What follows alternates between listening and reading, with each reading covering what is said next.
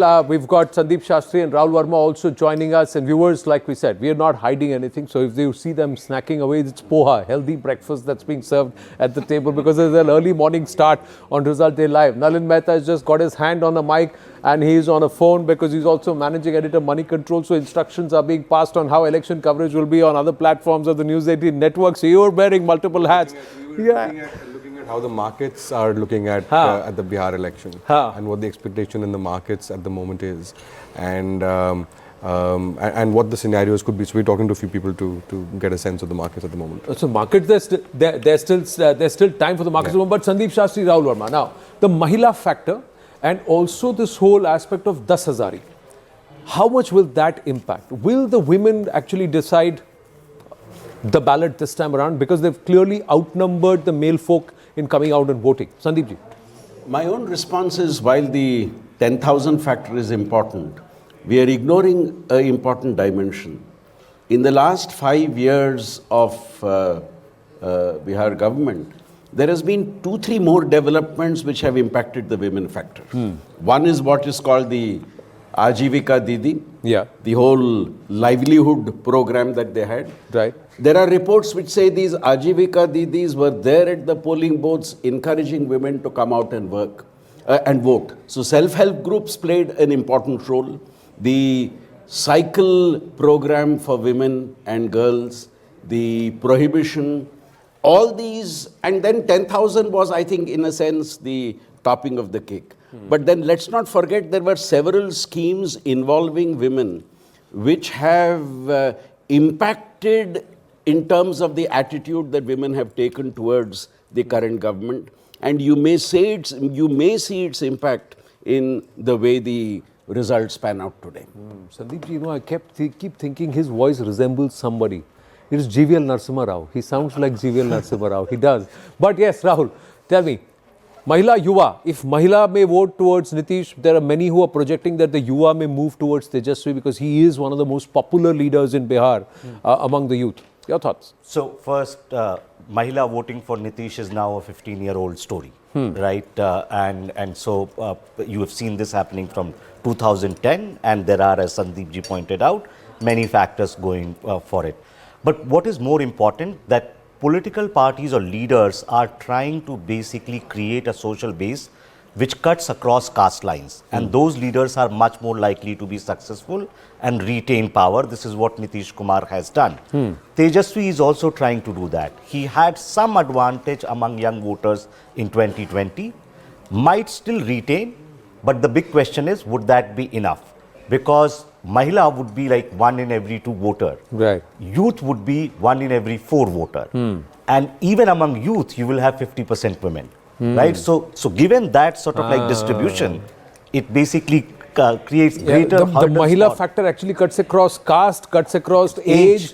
Right? So youth does not mean only. So what? Yeah, exactly. So what you are basically seeing is not youth vote. You are seeing young men voting for Tejaswi. And not necessary that all young men will actually be voting for Tejaswi too. Not all Mahila is voting for Nitish. It's just like probably. No, but how much does that make? I want to make a point on women. Hanji. There are 2 And then metrics I Rashida. want to flag. One is that seats where women voting has been higher.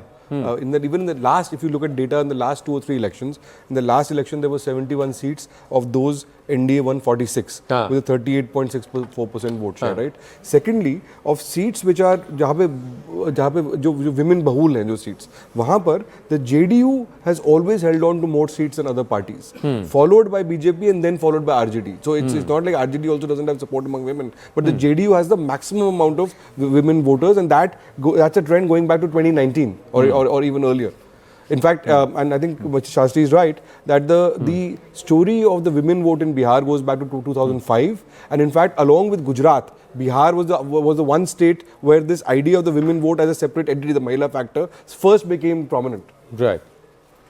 So I think this Mahila vote thing is more like a fortress approach. It is a kind of shield that Mr. Nitish Kumar has. But just to add a point what Rahul Verma was saying, basically when we talk about youth, the 50% of youth would also be women voters. If unemployment is a big issue, if job is a major issue, then women are also equally affected, particularly urban women. So we cannot Anand, make a distinction that women naturally are tilted towards Nitish Kumar. If unemployment gains currency, then I think it may hurt Nitish Kumar much more than what is expected. Well, the man who works the wall, he'll be joining us in a bit now, Zakir Jacob. But I'm just quickly borrowing the magic wall to show what Nalin was actually talking about in terms of numbers. This is the 2020 elections and the 2020 Bihar. This is spread across Bihar and largely this is the phase 2 this time around. This is phase 2 so this time around, the border regions and all. And Mahila factor is across 124 seats. And in those 124 seats, there's a 3% difference in the vote share polled between the RJD or the MGB and the NDA. And this 76 seats went to the NDA overall out of the 124. And this is at a time, the last time around, when there was a little bit of an anti-Nitish wave. The JDU was on the wane. This time around, this factor has actually changed. This factor is where Nitish is perhaps looking stronger than ever before, and he's got a public sentiment and there's not too much of an anti or somebody cutting his legs from within itself. So that part is not there. So will this not go up rather than down, especially with the 10,000 impact or angle?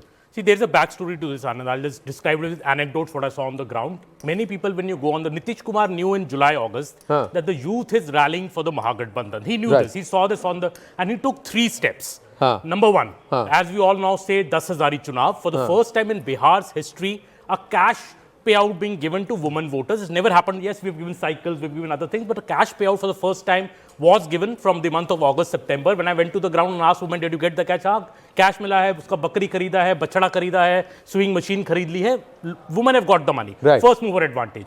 Second big step, I think, which Nitish Kumar did, 125 units of free electricity to every domestic consumer in Bihar. A big stop. It has softened the somewhat anger which was there against Nitish. I went to villages, people said, "Hamari to ab gaay bhi jo hai wo pankhe ke niche soti hai gaon mein."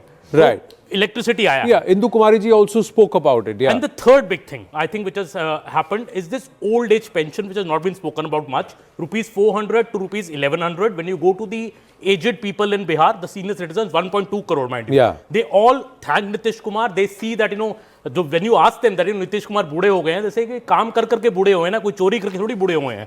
So, they say this anecdote to me. So I think the senior citizen gratitude towards Nitish Kumar, the woman of course already a solid voter, but I think even more this time because of the cash payout which has come to them and promise of 2 lakh will come in the future and free electricity. These are the 3 big moves by Nitish ahead of the elections. Let's just quickly which look are happening. The last 10 years, 4 elections. So it is 2015 Bihar elections, 2019 Lok Sabha, 2020 Bihar elections and the 2024 Lok Sabha. Just the women voters in these 124 seats, how it's happened. Now this is 2015, okay. In 2015, the Mahila factor, it's an even share, 61 seats each. And 2 seats went to others. So, and look at the vote share. But there was a huge gap in the vote share, 43.3% and 28%. But the seat conversion, INDI Gathbandhan had a higher seat conversion. Now, if you were to look into the, and then you bring that to 2020, the 2020 numbers, we just looked at 17, 76 and 42. In between that, we had the 2019 Lok Sabha. So, let's look at the 2019 Lok Sabha. 2019 Lok Sabha, look at the translation. Women voters actually gravitated in huge numbers because then the Modi factor also comes in. So, it's not just Nitish Babu, it's the Modi factor, and look at the Modi factor. In 2024, now this is the recent Lok Sabha elections, and in the recent Lok Sabha elections, again, because of the Modi factor, it's again 82, but then there's a slip. It's a slip by about 11 seats from the 2019 Lok Sabha elections, but still, it's more than about 44% vote share. Now, Anand, in the 20, yeah, if you can draw in the rural filter there, that will kind of correlate with what the Mahila factor is. Okay, let's try and add the rural filter here. Bihar is fundamentally a rural state. Okay. And if you draw in the rural factor on the magic wall, it kind of tells you. So the Mahila factor and rural factor. This is 2024 Lok Sabha, 73 seats. Now, if I were to go look at the 2020 Vidhan Sabha, just going. 2020 Vidhan Sabha, it's again 68. So, rural voters, Mahila have gone towards the And JD, I would argue NDA. to add to what Aman was saying, I think Aman is absolutely right about the 3 steps that were taken by Nitish Kumar last year.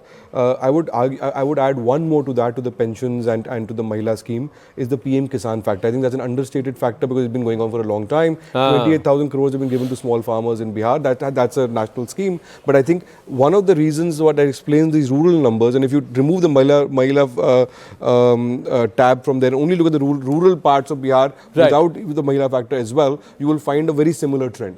Similar trend, yes. Quickly, Sandeep, you have to go to We our have been reporters. talking of women, we have been talking of youth, and we have been talking of caste. And Rashid ji raised the question of unemployment. I think what is important to focus is unemployment has been there last 25 years among the top 3 problems that people have faced. What is critical this time is the trust quotient.